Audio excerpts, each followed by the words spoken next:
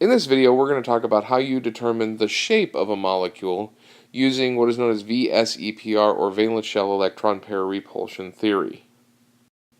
The shape of a molecule is extremely important in chemistry because it tells us a lot about the reactivity. Matter of fact, there are three basic questions that all of chemistry is going to ask, and that is, where are the electrons? We answered that already when we talked about electron configurations. Is it an acid or a base? We're going to talk a little bit more about acid and base chemistry a little bit later. And then finally, what shape is it? The shape will help us to determine how a substance is going to react. And you can see here we've got three molecules. We've got a hydrogen molecule, a water molecule, and an ammonia molecule. They all have different shapes. For example, hydrogen's linear, this is a bent molecule, and this is what we call trigonal pyramidal. But it also speaks to the differences in the chemical properties and even in the physical properties of these substances. Hydrogen is a gas at room temperature, whereas water is a liquid. And ammonia is actually a gas at room temperature as well because of differences in its shape. Now, the theory we use to determine molecular shape is what is known as VSEPR, valence shell electron pair repulsion. Basically, the idea behind VSEPR is electron clouds are going to orient themselves as far away as they possibly can around the central atom in a molecule. And this is most easily seen when we take a look at balloons. If I want to have a party and I want to put balloons out in front of my house, if I put two balloons out, they're not going to sit on top of each other. They're going to spread out and be what we call a linear shape. If I have three balloons, they again are not going to sit on top of each other. They're going to spread out and they're going to form a triangle, but they're going to form a triangle in one plane. So we call that trigonal planar. If I add a fourth balloon, now I get one balloon pointed up and three balloons that are actually pointed slightly down. This is what is known as a tetrahedral shape. And these shapes actually come solely from the fact that they are repelling each other. Not like electron clouds, but the fact that the actual physical space is big and we need to minimize interactions. At the heart of VSEPR theory is the concept of the electron domain. An electron domain is simply a region of electron density. Now, as we're looking at molecules, we only want to look at the regions of electron density on the central atom. And that's very important, that you only pick one atom and look at the electrons on that atom. Now, lone pairs give us one region each. So if I've got one lone pair, I have one region. If I've got two lone pairs, I got two regions. And bonds count only as one region, even if they're single, double, or triple, because those are localized between the two atoms in the bond. And it's the number of regions, these number of electron domains, that is going to determine the shape. So to determine the electron domain geometry, we have to have a valid Lewis structure, and we need to count the number of domains.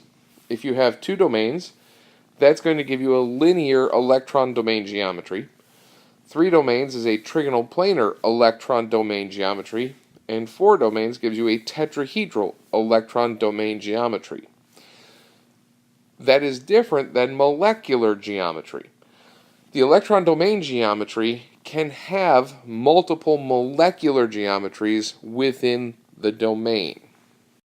So here we have a table of molecular geometry from the derived electron domain geometry. So if we have the parent structure, which is our electron domain geometry, there's the parent structure, the apparent electron domain geometry. If I've got two bonded atoms and no lone pairs, then the molecular geometry is the same as the electron domain geometry, linear. Now, if I have an electron domain geometry with three regions, that is trigonal planar in the electron domain geometry. If all three of those domains are bonding domains, that is, there are three atoms surrounding the central atom, then we have a trigonal planar molecule. But if I only have two atoms and one lone pair, that is a slightly different molecular geometry. The electron domain geometry is trigonal planar, but its molecular geometry is bent because that is only what we're looking at in terms of the molecule. Now, for tetrahedral, if we have 4 regions of density, 4 bonds, then we have a tetrahedral molecule.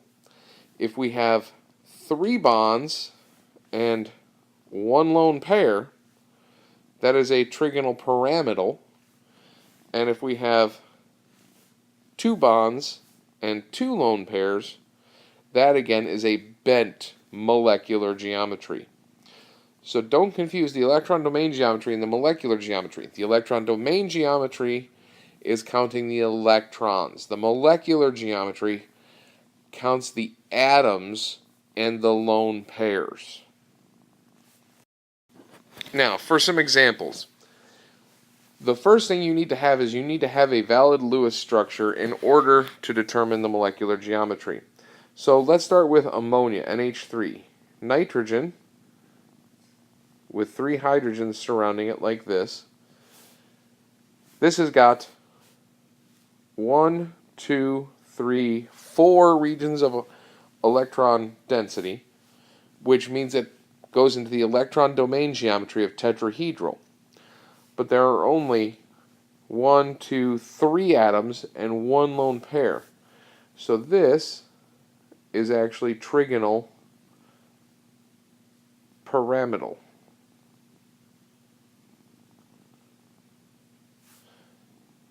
Now, if we look at water, there's an oxygen with 2 hydrogens.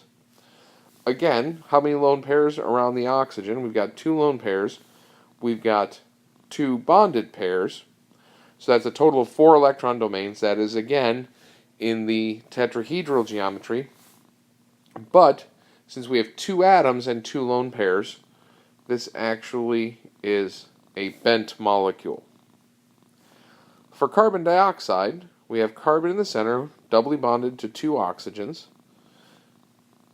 Now, carbon has got how many regions of electron density? Well, we've got a double bond there and a double bond there.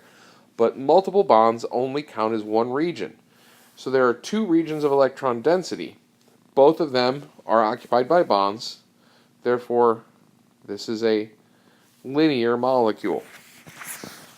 For carbonate, we have just one of the resonance contributing structures is all we need to draw. We have the carbon doubly bonded to an oxygen and singly bonded to the other. And around the carbon we have 1, 2, 3 regions of electron density. Since they're all 3 bonded, this is trigonal planar. Carbon tetrachloride, we have a carbon surrounded by 4 chlorines. They're all singly bonded. That means carbon has 4 electron domains. They're all molecular, or they're all molecules. They're all atoms that are surrounding the carbon. Therefore, the electron domain geometry, tetrahedral, is the same as the molecular geometry, tetrahedral. And then finally, carbon monoxide,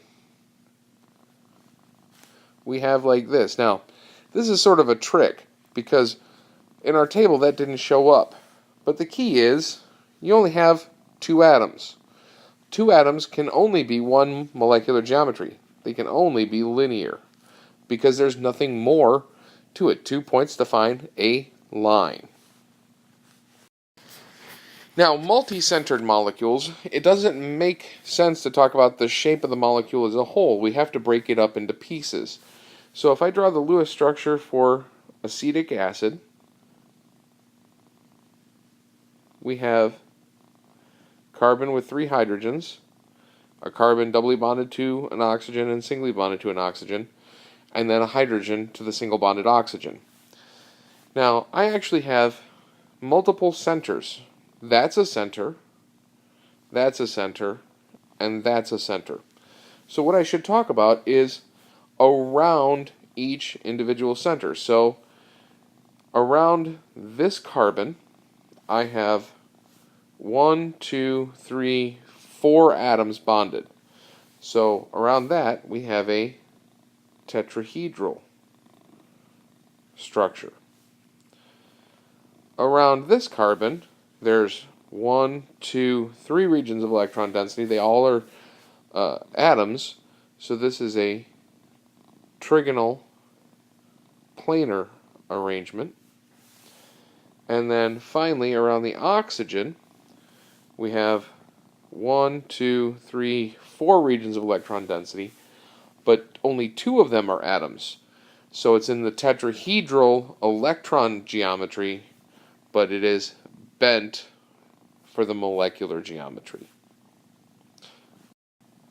If you want to read up more about VSEPR theory, you can follow this link, which takes you to the University of Oregon, and they talk about VSEPR, and they actually go into a few more molecules than we do, especially in expanded octets. But we're only going to stop at the tetrahedral electron domain geometry, so that's all you have to worry about, because that's all carbon can do. It can't form an expanded octet, therefore it can stop only at tetrahedral electron domain geometry. So I hope you enjoyed this video.